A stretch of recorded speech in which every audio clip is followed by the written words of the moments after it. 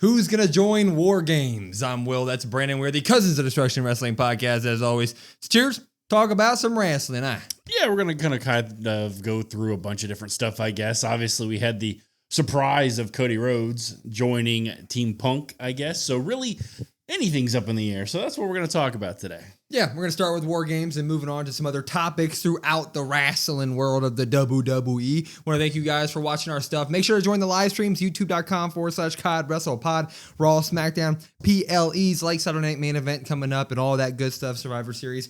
Let's get into this, though. Let's just start with it, though. Yeah. War Games. Finally got, we got kind of all the setup almost in one episode of Raw. Yeah. We leave Raw. The end of Raw is Rhea Ripley and them posing War Games. We got Team Punk and William Regal coming out to say War Games. So very War Games focused episode of Raw. Let's start on the Raw side of things, though. And let's start with those teams. So, Punk calls Paul Heyman out. So it's looking like it's going to be Team Punk versus Team Vision. Let's start with the easy side of things here.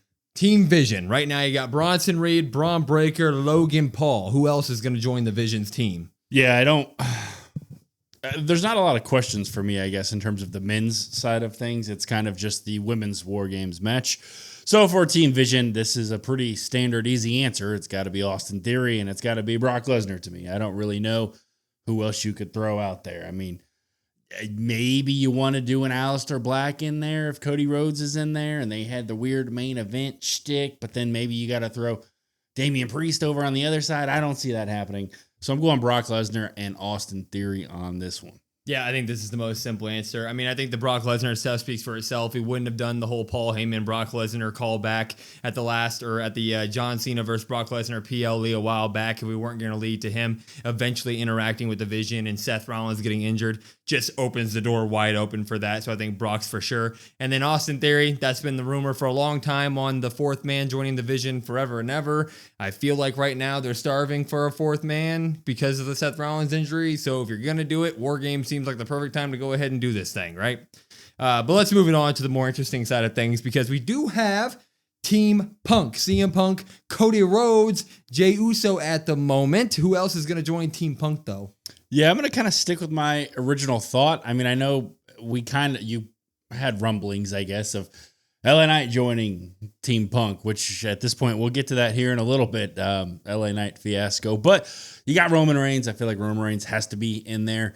I guess you could technically if you throw Aleister Black in there on that side, maybe you put Damian Priest and maybe you just say, here you go. But I got Roman Reigns and I got Big Jim in this one just for the story development of Jay, Jim, Roman, even with the Punk stuff. There's been so much story there that I feel like even though we haven't seen Big Jim or we didn't see him this past week on Raw, I feel like that's the easy go-to answer. I think a lot of the questions around War Games surround Jey Uso and what Jey Uso's mind is going to be like. Does he selfishly go at it? Does he end up doing what's best for the team? Does he maybe take somebody out that he shouldn't? Something like that. So in order for that to happen, I think you got to have Roman and Big Jim in the match. Yeah, I can't believe I'm not going to add LA Knight to this thing. Like, I feel like a couple weeks ago, if you were to point at team whatever from Raw, LA Knight naturally fits in there, but I guess WWE doesn't care about that man because God forbid he holds up a sign. So no LA Knight. I think Roman Reigns is 100% in this match. He's being heavily focused in the promotional material for it. And like Roman Reigns is in the main event of big things during the biggest matches on the events that he's in. So that leaves one spot remaining. You could do a Jimmy here. I think he's most likely. But if you don't give John Cena anything for a solo match, if you don't go a solo route for him at War Games, this is a good way to mix John Cena in there and get him involved with a lot of people who we would like to see him fight, right? Him versus a Bronson Reed in that match versus a Braun Breaker in that match. Then if Brock Lesnar ends up on the other side, maybe he can get his evening out moment and maybe give us a little bit more of a happy ending to the Brock Lesnar-John Cena story. But if I had to go with it, I'm probably saying Roman Jimmy as well. Yeah, and I know I've seen the idea thrown around there a lot, and he's going to do whatever I guess they probably kind of ask, like if they need the fifth member, because you say Team Raw, it's really just kind of Raw plus Cody, I guess, because there's not a lot from SmackDown that you can really pull.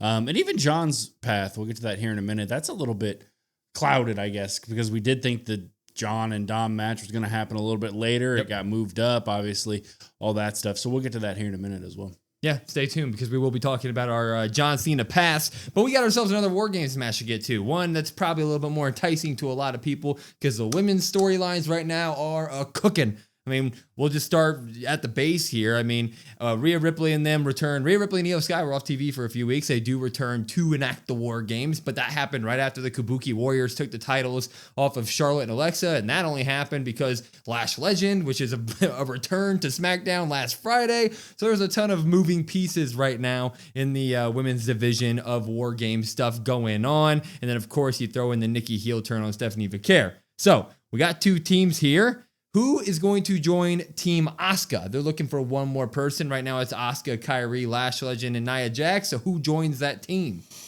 Yeah, I mean, I think there's three possible names, and we've talked about two of those names before, and we haven't really even talked about a potential, I guess, this third person. I think Nikki Bella is maybe the easy answer here to kind of just pencil her in there. And then on the other side, you pencil in Stephanie. I think that's maybe the heavy favorite here. I'm going to go with a dark horse, I guess, as my number 2 option here. I'm going to go Bayley on the heel side and maybe a Lyra on the face side, throwing that in there. We've seen a lot of interaction with Bayley and Lyra with a lot of these teams. I understand they're kind of toned down the split personality thing as of late, as of right now, but I could see that kind of rearing its head again, and they slide that in there.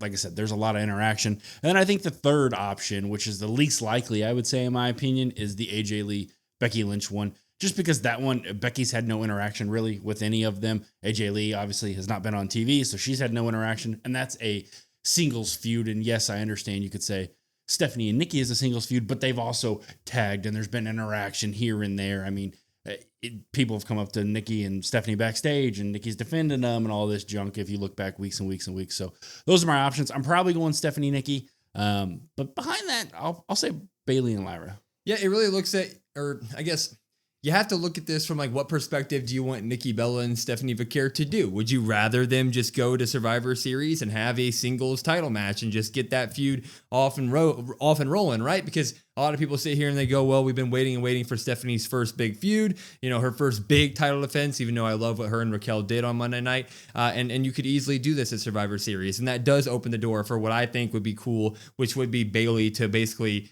choose which side of her brain she's going to go with and choose her old teammates in Kairi Sane and Asuka. And she could go join the heel side of the War Games match and join Nia and them. And then you would have Lyra join the good team. But I do think that we're not going to get the solo match. I think that Nikki Bella will end up on the bad team of War Games while Stephanie Vaquer joins Rhea Ripley and them on the good side of War Games. And if she does, that is the best War Games women's team I think there has ever been. And there doesn't seem to be any way of them losing in my mind.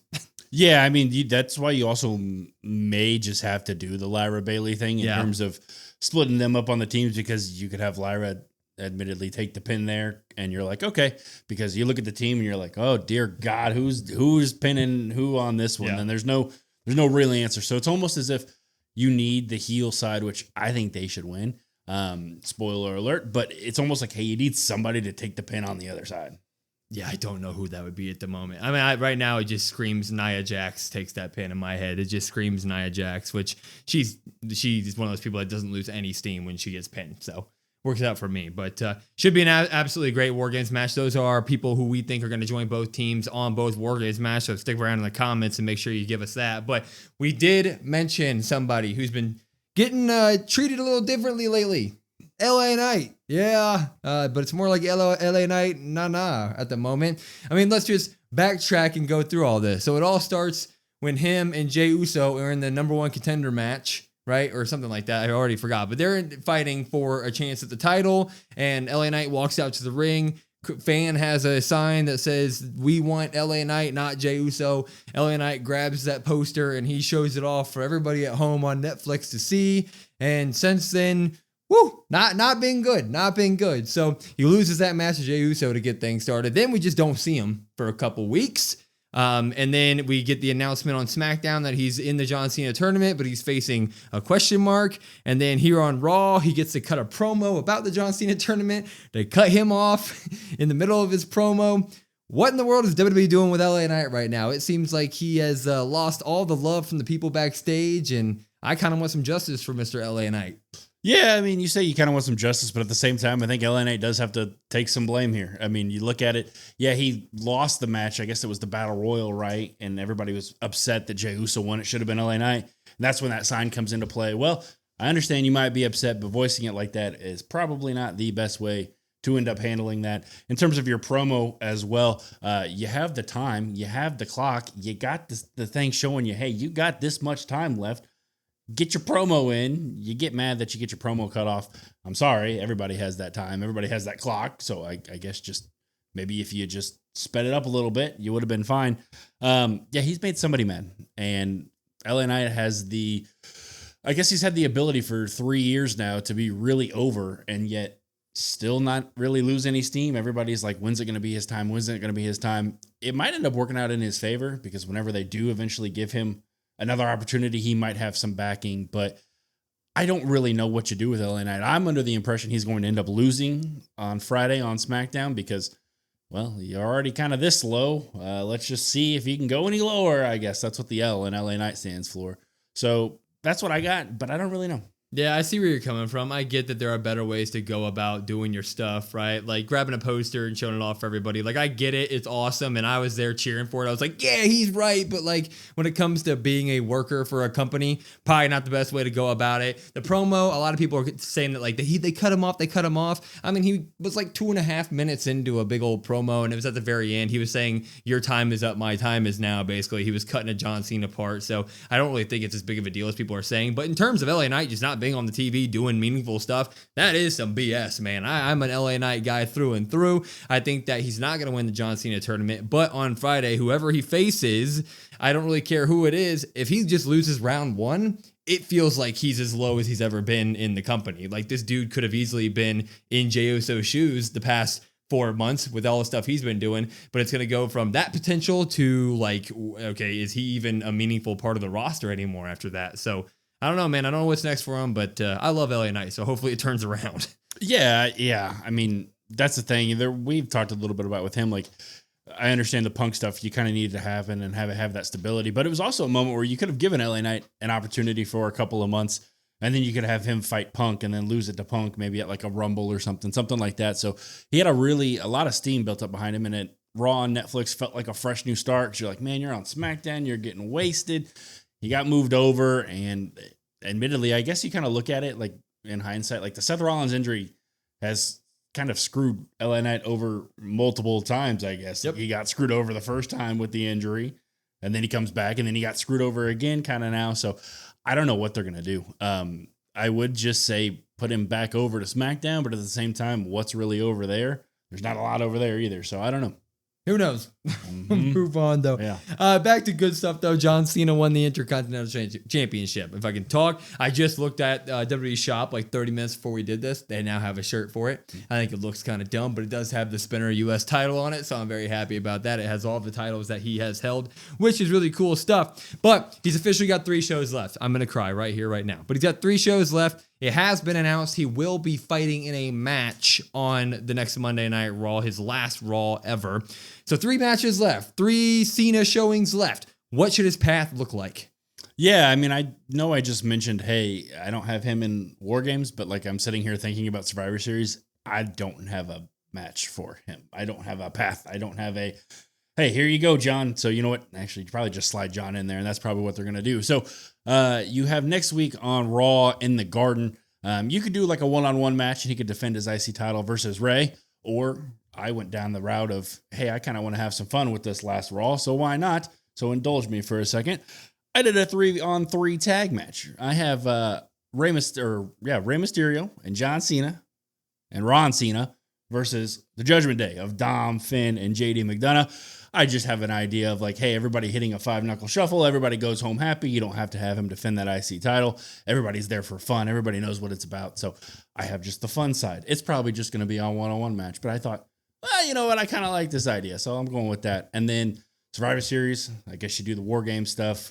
And then later on, you find out who he faces in that tournament winner. And that is the last match. Yeah, I don't really know. I think I'm excited for the last 3 matches a lot, and I do think that we're probably going to get him versus Rey Mysterio one last time on the next Monday Night Raw, his last Monday Night Raw. I think he shook Rey's hand in the back. He just beat Dirty Dom, and I do think we're going to get Dom running out there probably after the match, probably to ruin a good moment between John Cena and Rey Mysterio for him to attack Rey Mysterio, and then we really get to carry that forward because we obviously know that Rey and Dom are going to do one last thing together.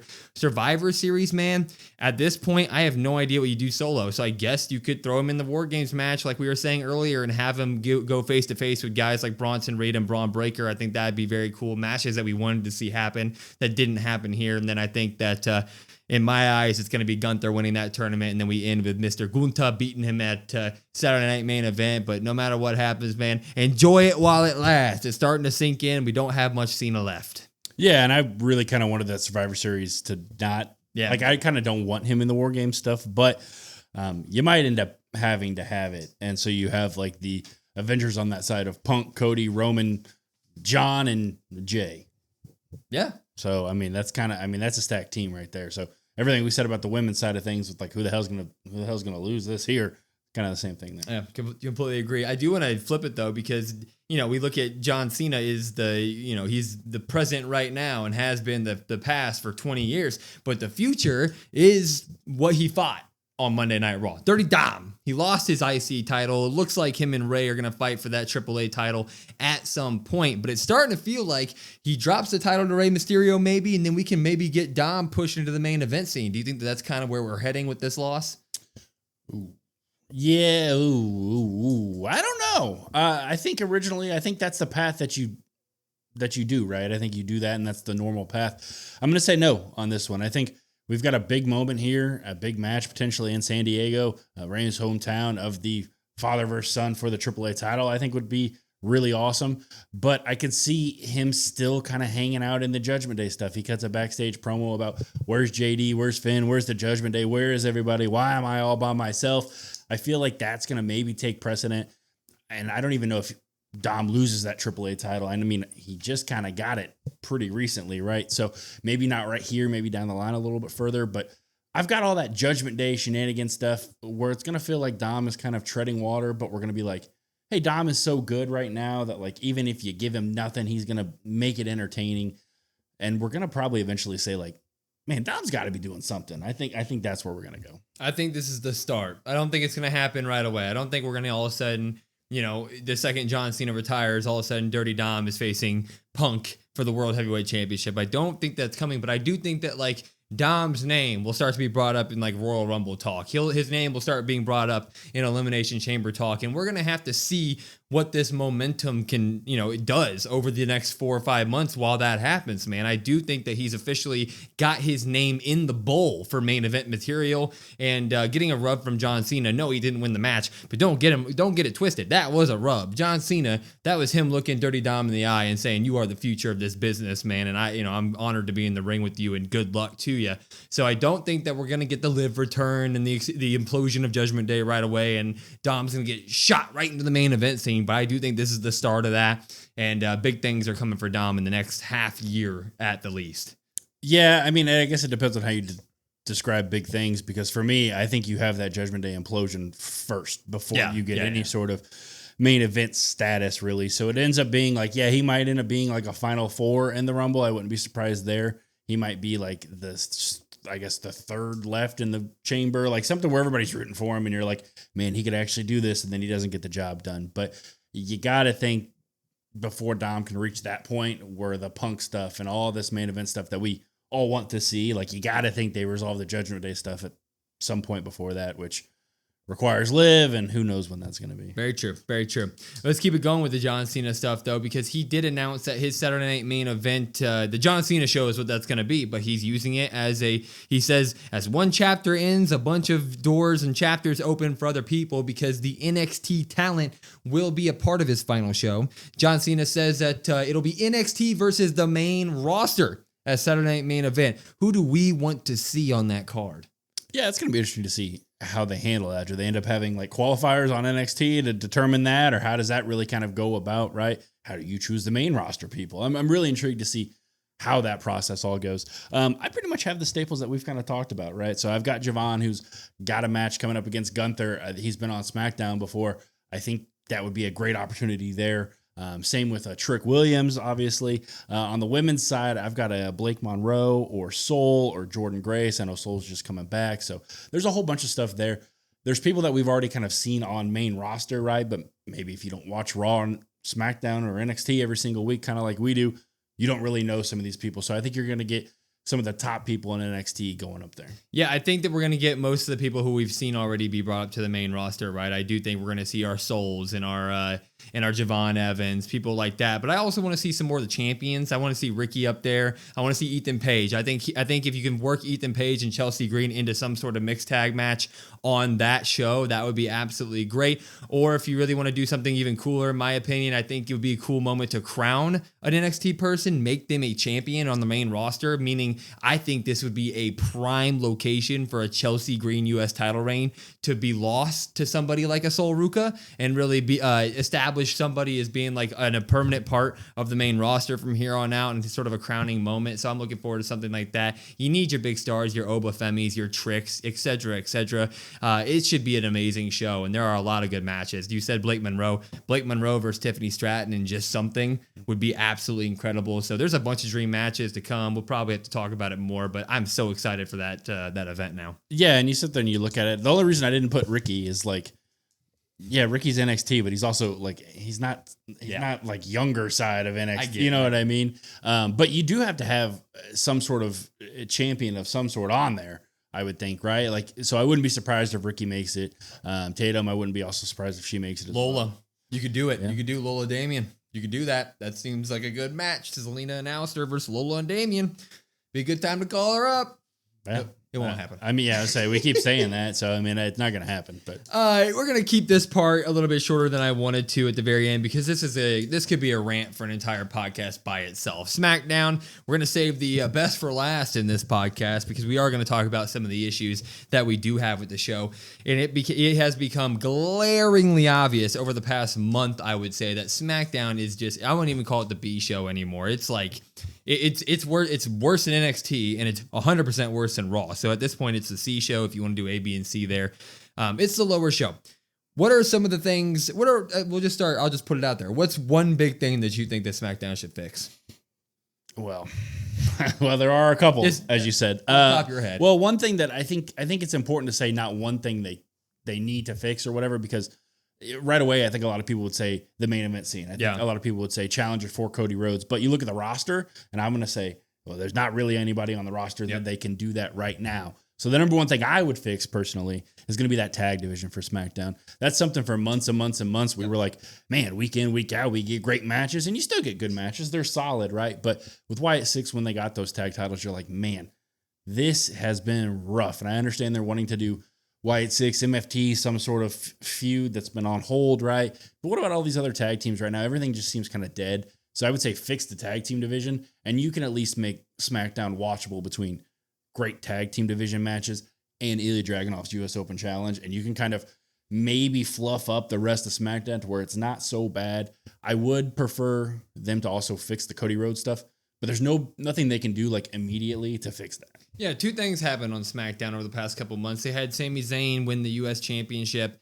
and enact the Open Challenge, and they also had the Wyatt Six win the tag team titles, which like completely tipped the scale. Like the U.S. title didn't really mean much before Sami Zayn won that thing, and it wasn't a prominent part of the show. It was just MFT when Sami won it. Sami wins it. The Open Challenge happens. All of a sudden, that skyrockets to being the best part of SmackDown every single week. So you go, okay, this is going to be awesome. And you couple that with tag team stuff, because SmackDown's been known for their great tag team stuff. Well, ever since the Wyatt Six got those tag team belts, I mean, the tag team a bunch of the tag team guys are doing solo stuff. They're walking around doing solo stuff. And with DIY is now chasing the U.S. title and stuff like that, which is fine. But like that used to be the strength of SmackDown, was the tag division. And I know it's hard to criticize the Wyatt Six because it sounds like not empathetic and stuff, because obviously Howdy has real life stuff going on, and that's a part of it. But like, how many more chances are we really going to give Wyatt Six? I mean, they had the phenomenal debut almost 2 years ago at this point.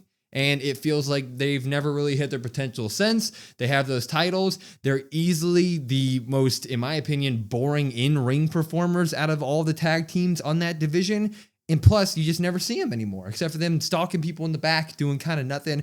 So they need to reinvigorate that tag division, give any of the other tag teams the belts again, just so we can have those big time matches. I don't know where the Street Profits have been. So yeah, fix the tag team division, couple that with your Elia stuff, your open challenge in the middle of SmackDown. That gives you 2 guaranteed great stuff throughout the week. And then hopefully you can piece in the rest to surround it. That would make SmackDown much better. Yeah. I was gonna say the Street Profits, we haven't really even. Where are they? Yeah, they're gone. Like almost split them up, and then they didn't, and then they're gone. So I mean that's the case. Motor City doesn't really feel like none of the tag teams you really kind of can get behind. You're like, cool, this is gonna be a match, and it used to be like, man, this is gonna be high flying. This is gonna be exciting. They had all these great matches about, hey, look at these thrown together tag teams in terms of this match, like triple threat tag team title match. And you're like, okay, this is fantastic. This is awesome. So if we could get back to that, I feel like that's the easiest fix for SmackDown right now would be to just try to fix that tag division. You have a match, you get the tag titles off the Wyatt Six, because right now they're not even on TV. So the titles are just being held hostage basically. And I understand there's real life stuff happening, but you can get those titles to somebody else. You can at least, while all that stuff's going on with them over there on that side, you can have good programs, good feuds, good matches over on the other side. So that's the easy fix. The Cody Rhodes stuff, I think that's a big problem, but there's no immediate fix. I know people are upset about Julia this past week, losing the women's U.S. title. I think it would be nice for her if we just do a reset. She kind of goes away for a couple weeks, comes back, and she can either destroy Kiana James. Kiana James can destroy, or Kiana James can join Chelsea Green, if she wants to be part of the Green regime, I guess, whatever. I've seen that idea thrown around. Or you could just have Julia come back and not speak of it at all, and she's just Julia again. Julia versus Jade, I guess you could pencil that in. I don't know how great that'd be story-wise, but it'd be something. People are definitely mad about that. I'm on the side of I love Chelsea Green. I think she'll bring entertainment to that U.S. title again. Again, not Julia's fault. I don't want to reiterate myself for the 100th time about that. But in my opinion, Cody Rhodes, if Drew McIntyre is not going to be there for an extended period of time, people are going to roll their eyes when I say it, but LA Knight, he's doing absolutely nothing. If you have nothing to do on SmackDown, LA Knight versus Cody Rhodes a couple times would at least satisfy my taste for a little bit. So yeah, they need to fix that main event scene as well. But yeah, we just need better writing on SmackDown. You need a lot of things on SmackDown. Maybe if they smack the Netflix, like slap a Netflix logo onto SmackDown, might boost up a little bit. Have to get people over there. I don't know. We spoke about a lot of things here today. So in the comment section, give us your thoughts on all of it, because we love to talk to you in the comments about your opinions, because we care about them, because we love you. But make sure to stop by our live stream, SmackDown, Raw, PLEs, everything, youtube.com/COD WrestlePod. It's a ton of time. Come join it. And then for everything else, at COD WrestlePod, COD WrestlePod. We have a link tree in our bio. It'll take you to everything, all of our socials. Please like, follow, subscribe, share. We are confident that you will like our content. But I'm Will. That's Brandon. We're the Cousins of Destruction Wrestling Podcast. We will see you next time.